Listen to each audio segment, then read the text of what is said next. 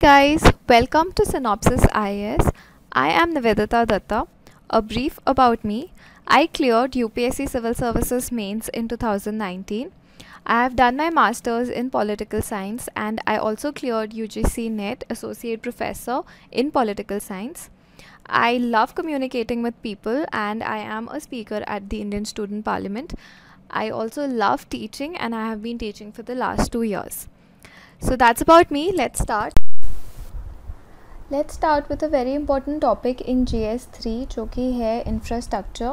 Within infrastructure today we are going to discuss railways. हम देखेंगे कि railways का क्या importance है और railways से related जो questions है, infrastructure से जो related questions हो सकते हैं वो हम कैसे आंसर कर सकते हैं. तो इस साल जो हम प्रिडिक्ट कर सकते हैं कि मेंस में कैसे क्वेश्चंस आ सकते हैं, it can be on restructuring of Indian Railways. अभी बहुत सालों बाद बहुत इंपॉर्टेंट डिसीजन लिया गया है जिसमें इंडियन रेलवेज़ को रीस्ट्रक्चर किया गया है.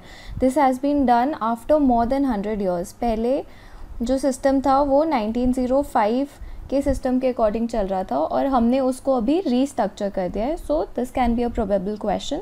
नेक्स्ट है ओवरऑल एस्पेक्ट. क्या चैलेंजेस हैं इंडियन रेलवेज़ के और क्या सल्यूशंस हैं जो हम दे सकते हैं कि रेलवेज़ बेटर और मोर एफिशिएंटली वर्क कर सके.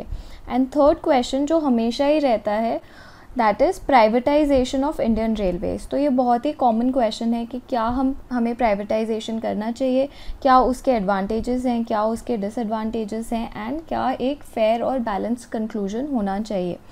तो सिमिलर एक क्वेश्चन पूछा जा चुका है ऑलरेडी GS3 में विच आस्क्ड कि क्या PPP मॉडल यूज़ होना चाहिए इंफ्रास्ट्रक्चर डेवलपमेंट के लिए, what are the challenges in it.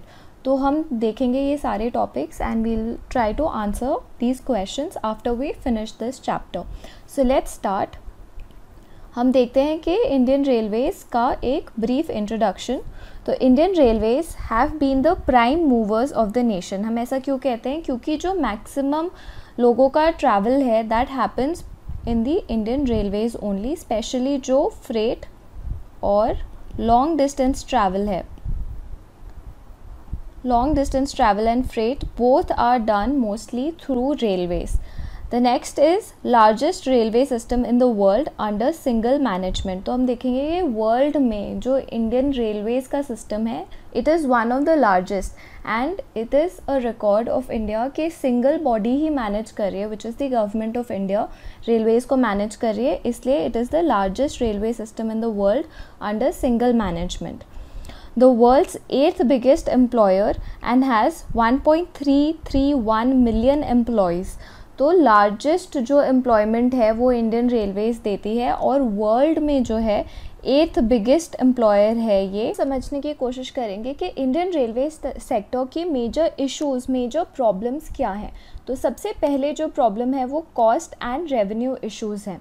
तो ये प्रॉब्लम हम ऐसे समझ सकते हैं कि जो इंडियन रेलवेज़ है उसके ऊपर ये ऑब्लिगेशन है कि सबसे जो पुअरेस्ट ऑफ द पुअर इंसान है वो भी ट्रैवल कर सके. ऐसा ना हो कि उसको ट्रैवल की अपॉर्चुनिटी ना मिले एंड उसको सारे एसेंशियल गुड्स मिलने चाहिए.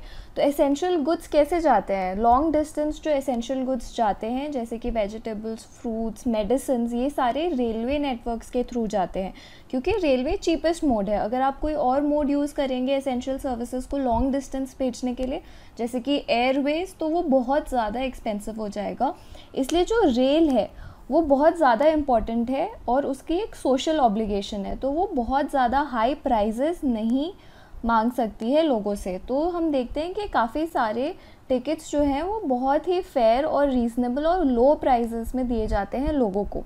तो इतना बड़ा रेलवे का जो नेटवर्क है उसका इंफ्रास्ट्रक्चर है, उसकी मेंटेनेंस है, उसकी सेफ्टी है, उसकी क्लीनिंग है, ये सारा कैसे मेंटेन होगा? उसके लिए भी हमें फाइनेंसेस चाहिए. बट प्रॉफिट्स जो हैं, जो ऑपरेशनल रेशियो है रेलवेज़ का that is very low. Operational ratio का ये मतलब होता है कि कितना हम कॉस्ट दे रहे हैं, ऑपरेशन कॉस्ट दे रहे हैं रेलवेज़ को चलाने के लिए और कितना प्रॉफिट आ रहा है. तो जो प्रॉफिट आ रहा है वो बहुत ही कम है. ऑपरेशनल रेशियो अराउंड 94% है आज की डेट में. मतलब कि बहुत ही कम प्रॉफिट है. जितना कम ऑपरेशनल रेशियो होता है उतना ज़्यादा प्रॉफिट होता है. बट हम देखते हैं कि रेलवेज़ बहुत ही कम प्रॉफिट कर पाती है. जो प्रॉफिट मेकिंग रेलवेज़ का पार्ट है वो है फ्रेट. फ्रेट का मतलब होता है जो गुड्स का ट्रांसपोर्टेशन है उससे जो हमें पैसे मिलते हैं उससे रेलवे प्रॉफिटेबल है, but because of its social obligation to ensure के प्राइजेस कम रहे and poorest of the poor को भी ट्रैवल और एसेंशियल गुड्स की सुविधा उपलब्ध हो, इसलिए कॉस्ट और रेवेन्यू इश्यूज़ है इंडियन रेलवेज़ में। जो सेकंड चीज़ हम देखेंगे वो है operational efficiency.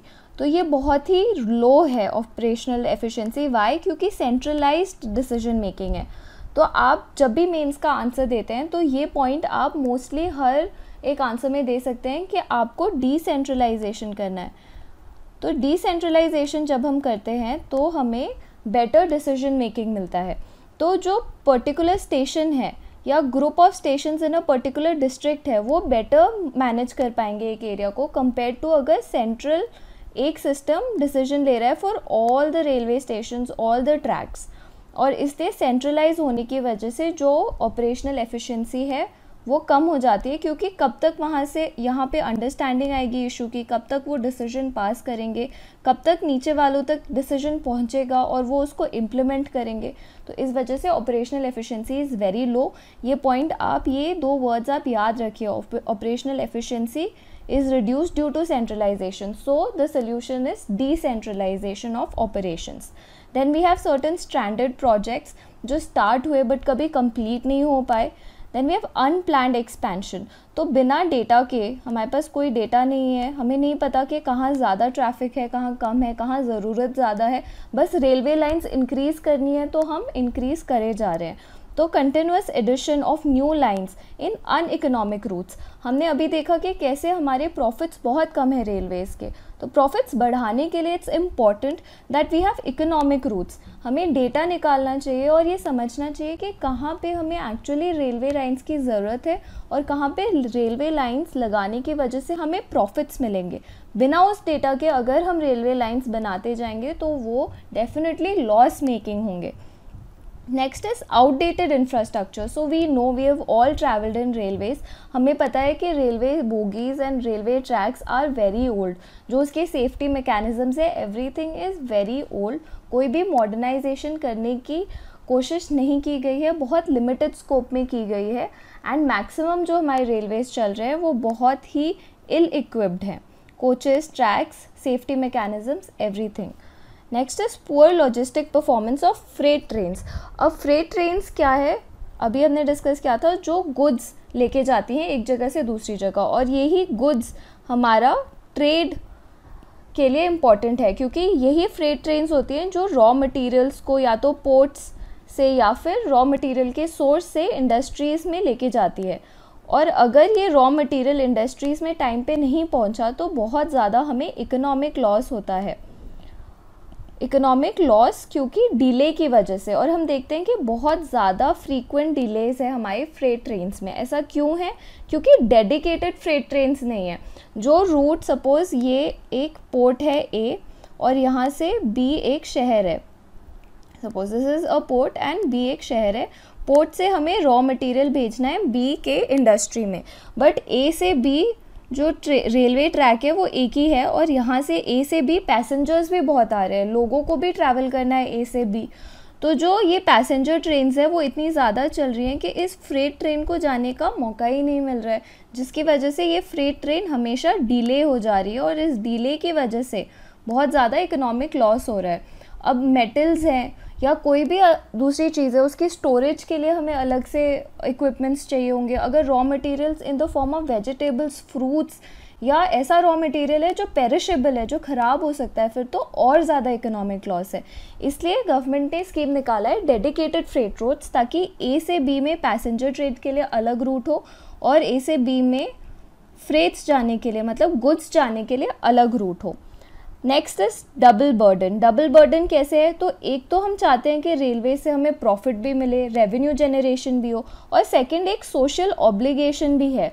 You can remember this word, social obligation for railways. Railway से रिलेटेड आपको कोई भी क्वेश्चन आए या ऐसी बॉडी जो गवर्नमेंट रन कर रही है उसके लिए आपको कोई भी क्वेश्चन आए, आप ये लिख सकते हैं कि सोशल ऑब्लिगेशन। एंड ये बहुत इंपॉर्टेंट है कि मेंस में आप डायग्राम्स बनाएं।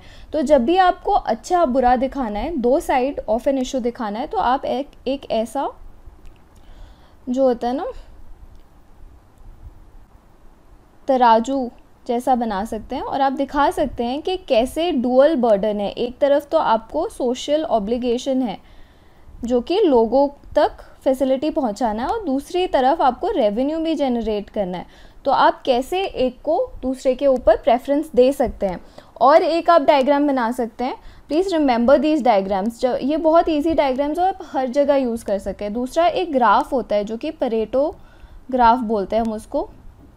तो आप ऐसे ग्राफ बनाइए और 2 ऐसे बना दीजिए, ठीक है। और यहाँ पे आप लिख दीजिए सोशल ऑब्लिगेशन और यहाँ पे लिख दीजिए रेवेन्यू जनरेशन। तो इस ग्राफ का क्या मतलब है कि सोशल ऑब्लिगेशन और रेवेन्यू जनरेशन के लिए एक ऑप्टिमम पॉइंट है। तो गवर्नमेंट को सोशल ऑब्लिगेशन भी साथ साथ लेके जाना है और रेवेन्यू जनरेशन भी। इस ग्राफ में अगर आप इस पॉइंट पे आएंगे तो क्या होगा, सोशल ऑब्लिगेशन बहुत कम है और revenue generation at the same time बहुत कम है, दोनों ही कम है। When you move towards this side social obligation बहुत ज़्यादा है, रेवेन्यू जनरेशन कम है। You can see revenue generation इस तरफ है and social obligation is over here. तो ये वाला ग्राफ हमें शो करता है कि कैसे एक ऑप्टिमम पॉइंट होता है। तो ऐसे ग्राफ्स आप बना सकते हैं ताकि आप मेंस में और मार्क्स स्कोर कर सकें कंपेयर टू अदर्स। यही चीज़ें आपको कंपैरेटिव एडवांटेज देंगी। So let's move on. Safety issues है, हम एवरी नाउ एंड देन ऐसा न्यूज़ में आता रहता है कि रेलवे एक्सीडेंट्स हुए, पटरी से उतर गई है ट्रेन, काफ़ी लोगों की जान जाती है। तो सेफ्टी इश्यूज़ रेलवेज़ में बहुत ज़्यादा है। उसका एक रीज़न ये है कि हमारा आउटडेटेड इंफ्रास्ट्रक्चर है जो हम ऑलरेडी डिस्कस कर चुके हैं।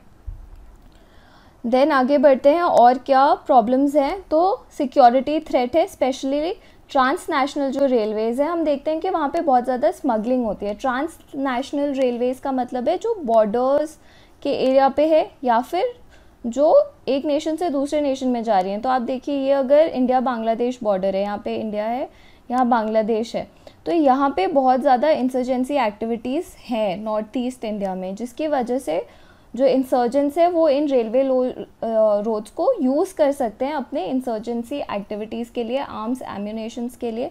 तो एक सिक्योरिटी थ्रेट है रेलवेज़ पे।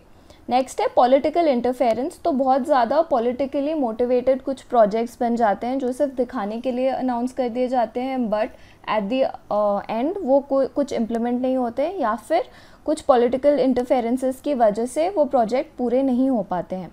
And the last one is lack of high speed trains. अभी भी जो हमारी ट्रेन की स्पीड है वो वर्ल्ड में वन ऑफ द लोएस्ट में आती है, जबकि most of our population is dependent on high speed trains only. Railways को अभी हमने फर्स्ट पॉइंट में इंट्रोडक्शन में पढ़ा था कि वो प्राइम मूवर है, बट प्राइम मूवर हमारा स्लो है, जिसकी वजह से सारी एक्टिविटीज़ हमारी स्लो हो जाती हैं। तो अब देखते हैं हाल फिलहाल में कौन से डेवलपमेंट्स हुए हैं, रीसेंट डेवलपमेंट्स क्या है रेलवे से रिलेटेड, जो आप बहुत इजीली कोट कर सकते हैं। अगर आपको क्वेश्चन आए तो आप स्टार्ट कर सकते हैं। आप इंट्रोडक्शन कैसे लिखते हैं, या तो आप कोई डेफिनेशन लिखें, कोई डेटा लिखें। तो ये कुछ डेटाज हैं जिससे आप रेलवे पे क्वेश्चन आए तो स्टार्ट कर सकते हैं कि government has allowed 100% FDI in this sector, so we can understand the importance of railway infrastructure development. ऐसा बोल के आप स्टार्ट कर सकते हैं। So this is very important कि 100% FDI अलाउ कर दिया गया है गवर्नमेंट में रेलवेज़ में। Then Indian Railways has achieve self sufficiency in production of rolling stock. Rolling stock क्या होता है, जो लोकोमोटिव्स हैं, जो वैगन्स है और फ्रेट ट्रेन्स है, ये जो इंफ्रास्ट्रक्चर है, इनके लिए हम अब सेल्फ सफिशिएंट हो गए हैं, हमें कहीं से इंपोर्ट नहीं करना पड़ रहा है। And even involve in their exports, अब हम उसको एक्सपोर्ट भी कर पा रहे हैं। So this is also very important.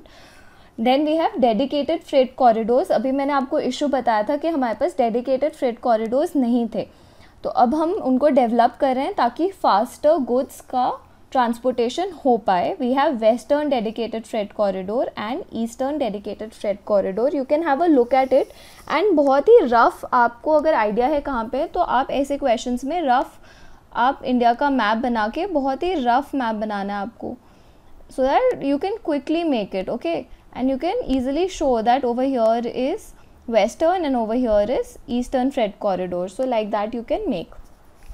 फिर कुछ स्कीम्स हैं जो कि बहुत अच्छी स्कीम्स रेलवेज़ ने निकाली है। फॉर एग्ज़ाम्पल पैसेंजर एमिनिटीज़ और सर्विसेज के लिए बहुत इंपॉर्टेंट है ये प्रीलिम्स पर्सपेक्टिव से। ये वाला स्कीम आप देखिए, जननी सेवा। अब कोई जननी सेवा बोलेगा तो ऐसा लगेगा कि वुमेन एंड चाइल्ड डेवलपमेंट वाला मिनिस्ट्री होगा, बट नहीं, जननी सेवा please remember ministry of Railways के अंडर है।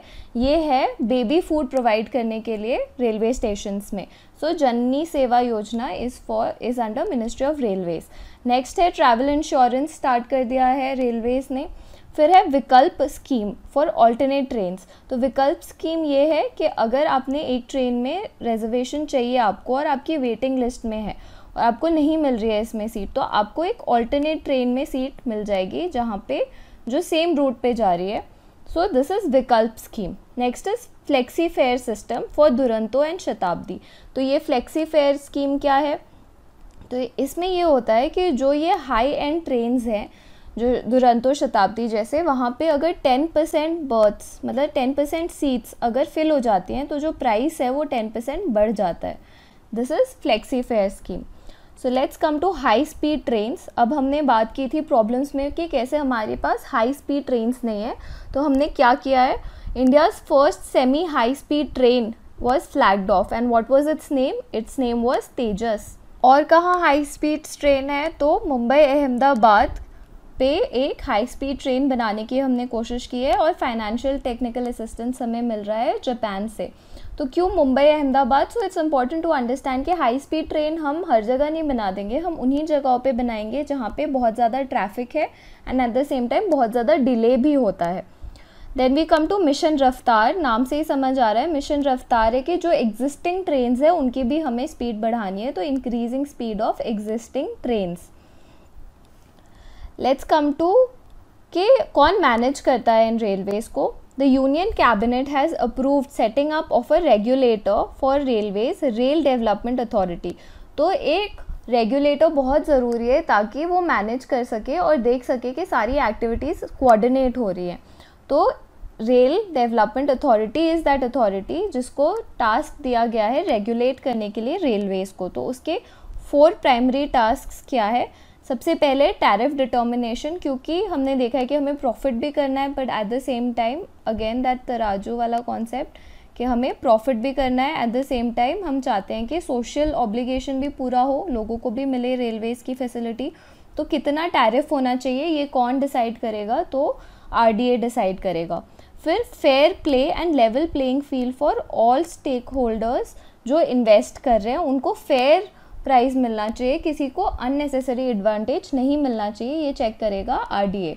फिर setting efficiency and performance standard, क्या परफॉर्मेंस स्टैंडर्ड होनी चाहिए, कितनी एफिशिएंसी में हमारी रेलवेज रन करनी चाहिए, ये भी RDA देखेगा।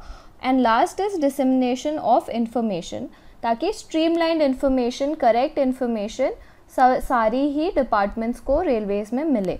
सो these are the 4 primary task जिसके लिए यूनियन कैबिनेट ने अप्रूव किया है। Next let's see finance.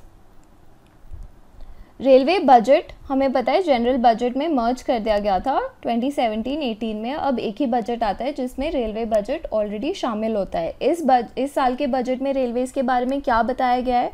It's very important to know, क्योंकि बजट से डायरेक्ट क्वेश्चंस आते हैं और आप अगर बजट को कोट करो तो बहुत ज़्यादा पॉजिटिव इम्पैक्ट जाता है आपके आंसर्स को। तो आप ये मेंशन कर सकते हैं कि इस साल के बजट ने 2 चीज़ें बताई हैं। द फर्स्ट वन इज़ कि हम डेडिकेटेड फ्रेट कॉरिडोर्स जो हैं उनको और एक्सपैंड करेंगे और ऐड करेंगे। एंड सेकंड इज़ तेजस जैसी और ट्रेन्स, अभी हमने देखा था ऊपर तेजस ट्रेन जो कि first semi speed high speed train है हमारी, तो तेजस जैसी और ट्रेन्स हम बनाएंगे ताकि स्पीड बढ़ सके रेलवेज़ की। तो इन दोनों के लिए हमने बजट में एलोकेशन देखा। नेक्स्ट हम देखते हैं सेफ्टी। तो मिशन ज़ीरो एक्सीडेंट्स, ये क्या है? तो ये हमारा एक्शन प्लान है to eliminate unmanned level crossing.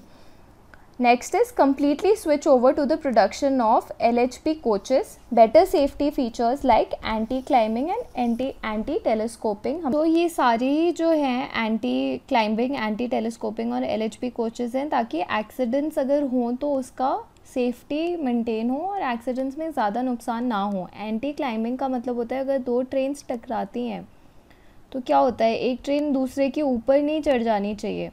तो ये कब हो सकता है, जब हम एंटी क्लाइंबिंग और एंटी टेलीस्कोपिंग मेथड्स लगाएं। LHP कोचेस वो होते हैं जो कि ज़्यादा सेफ़ होते हैं ताकि इनमें एक्सीडेंट्स के टाइम पे ज़्यादा इम्पैक्ट ना पड़े।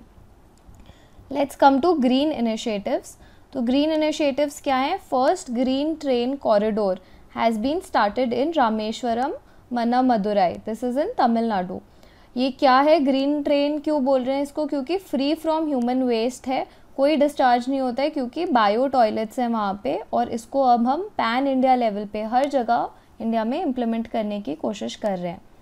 Let's see restructuring of Indian railways. अभी हमने स्टार्टिंग में, मैंने आपको इंट्रोडक्शन में बताया था कि कैसे ऑलमोस्ट 100 साल बाद हमने इम्प्लीमेंट किया है रीस्ट्रक्चरिंग ऑफ रेलवेज, जो कि काफ़ी सारी कमिटीज़ ने रेकमेंड किया था। तो क्या है ये restructuring of Indian Railways? Recently government has approved some recommendations suggested by various committees. सबसे इम्पॉर्टेंट जो है वो है विवेक देबरॉय कमेटी, लेटेस्ट यही था, 2015 में आया था और रीस्ट्रक्चरिंग के बारे में बात की थी। तो इसमें क्या हो गया, बोर्ड की जो स्ट्रेंथ है वो 9 से 5 हो गई है, और जो डिफरेंट कार्डर्स थे सेंट्रल सर्विसेज के अंदर, इंडियन रेलवे मैनेजमेंट सर्विसेज बना दिया है उसको, और वो सारी जो डिफरेंट कार्डर्स थी वो सारी यूनिफाई करके इसी के अंडर आ गई हैं अब।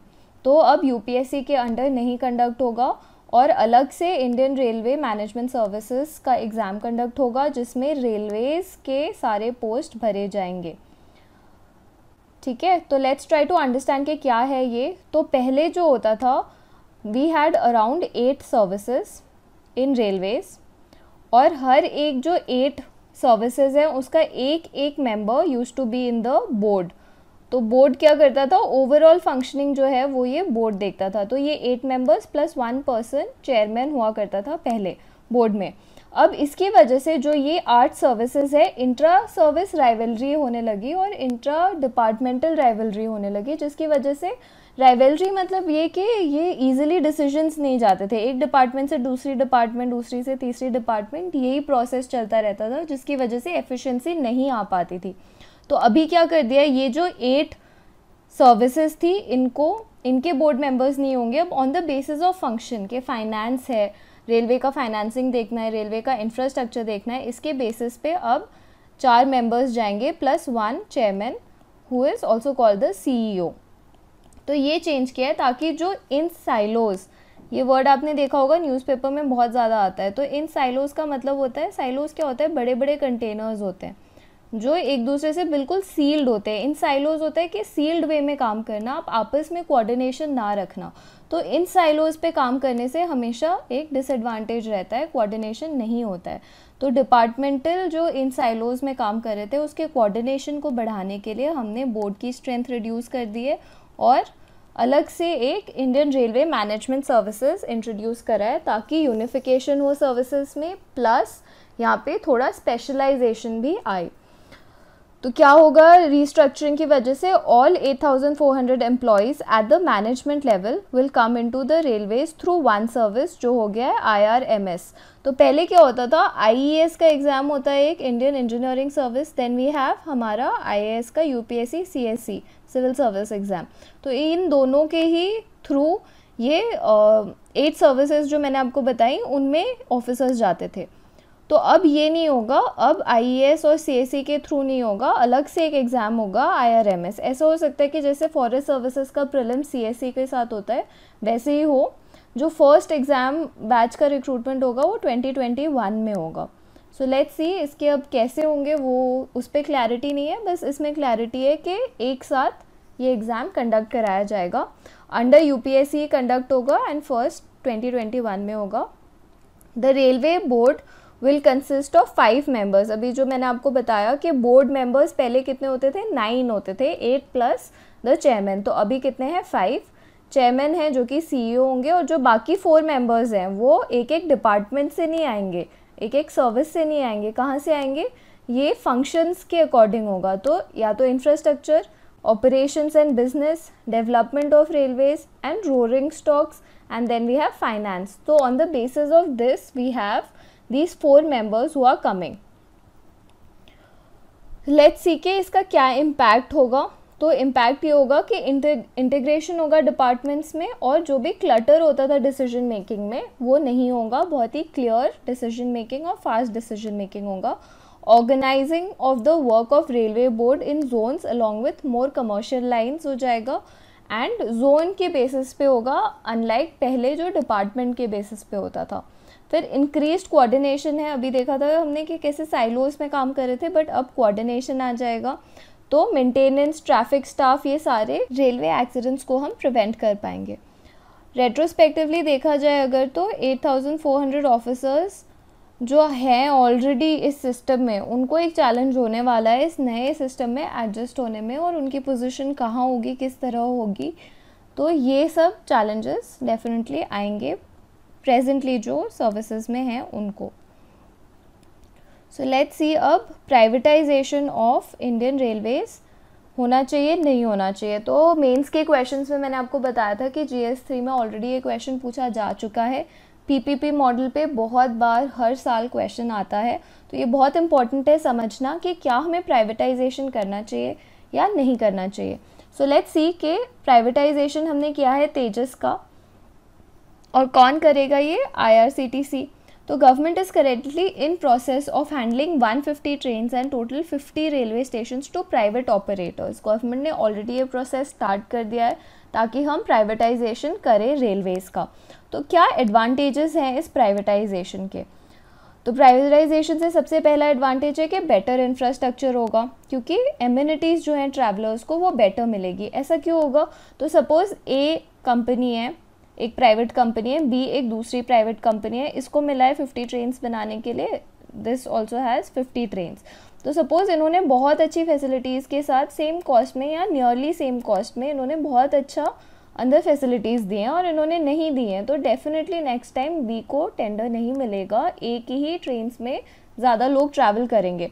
तो इसी सिनेरियो की वजह से हम देखते हैं कि कंपटीशन आता है, जैसे आप इस पॉइंट में देख सकते हैं इंक्रीज्ड कंपटीशन आता है, और ये सिर्फ रेलवेज़ के लिए नहीं है, ये हर तरह के प्राइवेटाइजेशन के लिए। जब भी हम प्राइवेटाइजेशन बोलते हैं हम ये बोलते हैं कि एफिशिएंसी बढ़ जाएगी, क्योंकि कंपटीशन बढ़ेगा तो लोग बेटर परफॉर्म करने की कोशिश करेंगे ताकि वो मार्केट को कैप्चर कर सके। तो कंपटीशन बढ़ेगा और इसकी वजह से हम देखेंगे कि बेटर फैसिलिटीज़ मिलेंगी। और next is improved accountability and monitoring, क्योंकि प्राइवेट मेंबर्स का खुद का पैसा लग रहा है, इसलिए वो चाहेंगे कि उनका जो भी ऑपरेशनल कॉस्ट है वो कम से कम हो, बहुत ज़्यादा उनको प्रॉफिट मिले, एंड इसकी वजह से वो चाहेंगे कि उनका लॉस ना हो। लॉस नहीं होने के लिए दे हैव टू सी कि एक्सीडेंट्स ना हो एंड उनकी अकाउंटेबिलिटी रहे। अब देखते हैं कि क्या प्रॉब्लम्स हैं, क्यों नहीं होना चाहिए privatisation. So first point is increase rural urban divide. अभी प्राइवेटाइजेशन में हमने पहले पॉइंट्स में देखा कि कैसे प्राइवेट प्लेयर्स चाहते हैं कि उनका प्रॉफिट हाई हो। अब प्रॉफिट हाई कैसी जगहों पे होगा, उन्हीं जगहों पे होगा जहाँ ज़्यादा से ज़्यादा लोग ट्रैवल करते हैं, ऐसी जगहों पे नहीं जहाँ पे कम लोग आते हैं, वहाँ पे तो उनको कोई प्रॉफिट नहीं मिलेगा।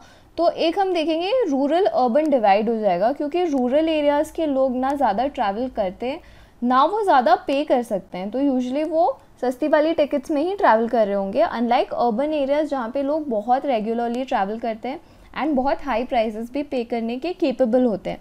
तो इसलिए प्रॉफिट की वजह से जो प्राइवेट प्लेयर्स हैं वो लॉस मेकिंग जो रूट्स हैं वहाँ पे इंटरेस्ट नहीं लेंगे, तो वहाँ डेवलपमेंट नहीं हो पाएगा रेलवेज़ का। Next is hike in fares, तो वो डेफिनेटली सेम ही पॉइंट है कि आप चाहते हैं कि ज़्यादा से ज़्यादा आपको प्रॉफिट मिले, तो आप चाहेंगे कि बहुत हाई फीस हो, फेयर बहुत हाई हो, जिससे आप ज़्यादा से ज़्यादा प्रॉफिट बना सके। फिर it is difficult to privatise a portion of railways operation. अब हमारा पूरा जो रेलवे सिस्टम है वो बहुत ज़्यादा इंटीग्रेटेड है, मिनिस्ट्री ऑफ रेलवेज़ आता है ऊपर, एंड इसके बहुत सारे सर्विसेज हैं जिसके अंदर बहुत सारे डिपार्टमेंट्स हैं। तो आप किस पार्ट को प्राइवेटाइज़ करोगे और कैसे प्राइवेटाइज़ करोगे, इसको बहुत ही ज़्यादा इम्प्लीमेंटेशन में टाइम कंज्यूमिंग है और बहुत कॉम्प्लिकेटेड प्रोसेस है जिसको टाइम। अब देखते हैं कुछ कमिटीज़ के बारे में।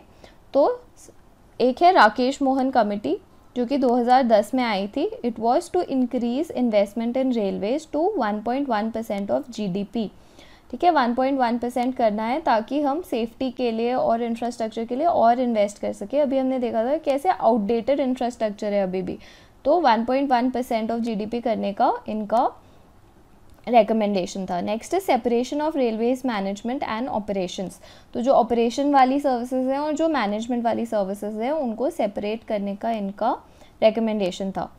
नेक्स्ट है कि management of operations should be carried out by corporatized entity the Indian railway corporation. तो हमें कॉरपोरेशंस यूज़ करना चाहिए, ना कि बहुत ही हेविली ब्यूरोक्रेटिक सिस्टम, क्योंकि वो बहुत ज़्यादा इनएफिशिएंसीज लाता है और बहुत ज़्यादा डिले क्रिएट करता है।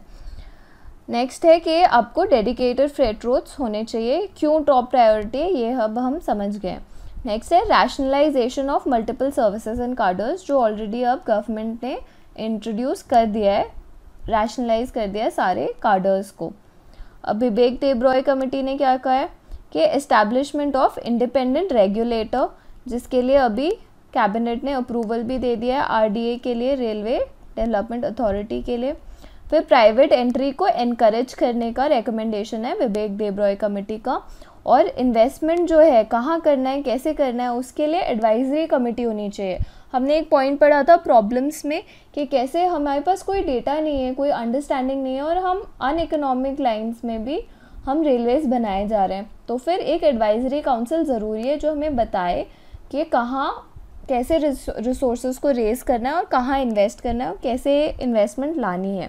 तो उसमें एक्सपर्ट होने चाहिए, सेबी, आरबीआई, इन सारे ऑर्गेनाइजेशन से। अब देखते हैं वे फॉरवर्ड में हम क्या लिखेंगे। तो कोर रेलवे फंक्शंस जो हैं उनको कॉर्पोरेटाइज कर देना चाहिए और जो बाकी फंक्शंस हैं उनको हमें प्राइवेटाइज करना चाहिए, जो पेरिफेरल फंक्शंस है। तो कोर और पेरिफेरी का क्या कॉन्सेप्ट है, ये कॉन्सेप्ट भी आप हर क्वेश्चन में लगा सकते हैं। बस आपको यही करना है कि आप ऐसे कोर बना दो और ऐसे पेरिफेरी बना दो, फिर बाद में सोचो कि कोर में क्या डाल सकते हो, पेरिफेरी में क्या डाल सकते हैं। इट्स वेरी इंपॉर्टेंट कि आप डायग्रामेटिक रिप्रेजेंटेशन कर सको, स्पेशली GS3 में। For more marks you should definitely do this. तो हम देखते हैं कोर में हम क्या कर सकते हैं। तो अब सोचो कि रेलवे के कोर फंक्शंस क्या हैं। तो डेफिनेटली रेलवे ट्रैक्स हैं, ट्रेन्स हैं, उनकी बोगीज़ हैं, उनका सेफ्टी है, ये सारे आएंगे कोर फंक्शंस में कि ट्रैवल कर सको आप A पॉइंट से B पॉइंट तक सेफली, आराम से। अब हम पेरिफेरी में देखेंगे तो पेरिफेरी में क्या हो सकता है। तो पेरिफेरी में हो सकता है क्लीन करना, रेलवे स्टेशंस को क्लीन रखना, वहाँ की राइटिंग, वहाँ का वाईफाई, टिकट कैसे मिल रहा है, टिकट्स में ज़्यादा लाइन तो नहीं लग रही है, क्या हम उसको डिजिटाइज़ कर सकते हैं। तो ये सारे पेरिफेरल फंक्शंस हैं जो और एफिशिएंसी बढ़ाने के लिए या और ईज़ बढ़ाने के लिए हो सकता है।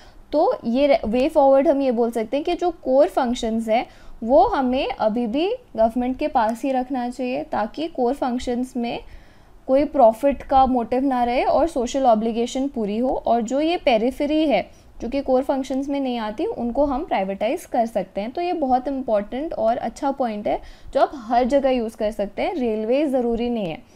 ठीक है, वे फॉरवर्ड कुछ याद नहीं आ रहा है और मेंस में इतना टाइम होता भी नहीं है कि आप याद करो कि अच्छा क्या वे फॉरवर्ड हो सकता है। तो ये ऐसे पॉइंट्स आपको याद रखने चाहिए। कोर को आप गवर्नमेंट के अंडर रखो और पेरिफेरी को आप प्राइवेटाइज कर दो। Next is composition of railway boards में और स्पेशलिस्ट मेंबर्स होने चाहिए। Then decentralisation of decision making, पहले ही आपको बता दिया ये कि ये प्रॉब्लम मोस्टली सारे गवर्नमेंट मैनेज्ड ऑर्गेनाइजेशंस में आती है कि सेंट्रलाइज्ड है सब कुछ, तो उसको हम डिसेंट्रलाइज कर देंगे तो जल्दी डिसीजंस बनेंगे। तो जोन्स और डिविजन्स के बेसिस पे डिसेंट्रलाइजेशन हो जाना चाहिए डिसीजन मेकिंग का। और क्लियर कॉम्प्यूटेशन होना चाहिए, सोशल कॉस्ट कितना है रेलवेज़ का, ताकि हम जो ऑपरेशनल रेशियो है, what was the operational ratio, please remember क्या था, याद करिए। और उस ऑपरेशनल रेशियो को हमें कम से कम रखना है हाई प्रॉफिट्स के लिए। सो सोशल कॉस्ट को सही से कैलकुलेट करके प्रॉफिट्स बढ़ाना चाहिए हमें रेलवेज़ का।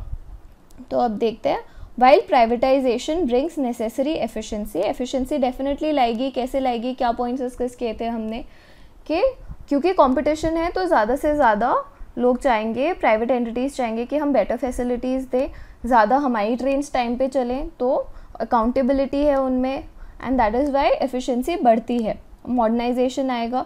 बट ये भी देखना चाहिए कि हम क्या एक और जो ये स्टेप्स है वो ये भी हेल्प करेगा कि जो डिपार्टमेंटलिज्म था, जो इन सीलोज वर्क कर रहे थे, वो ख़त्म हो और सारी सर्विसेज इन यूनिफिकेशन काम करे। यूनिफिकेशन में काम करेंगे तो डिसीजंस जल्दी बनेंगे, एक कोहेरेंट विजन होगा, ऐसा नहीं होगा कि कुछ लोग कुछ चाहते हैं, कुछ कोई चाहता है. एक कोहेरेंट विजन होगा और इससे जो डिसीजन मेकिंग है वो रैशनल होगी. So that is all in infrastructure and in railways. जो हमने पॉइंट्स आज डिस्कस किए वो आप बहुत सारे क्वेश्चंस में यूज़ कर सकते हो. तो इन साइलोज जैसे वर्ड्स आप यूज़ कर सकते हो, और ये जो डेटा था वो आप फिर से रिवाइज कर सकते हो ताकि आप इनको यूज़ कर सको अपने इंट्रोडक्शन में. एंड ऐसे ग्राफ्स हैं जो कि आप यूज़ कर सकते हो डायग्राम्स बनाने के लिए. Pareto curve and these balance वाले आप यूज़ कर सकते हो हर एक क्वेश्चन में. So that is all. I hope you enjoy this lecture. Thank you. Hi guys, we at Synopsys IAS, which is one of the leading coaching classes for simplifying your process to clear civil services, we are very excited to announce a new course for political science optional students. It's going to be new, fresh, and it's going to ensure that you get 300 plus in your optional. So stay tuned.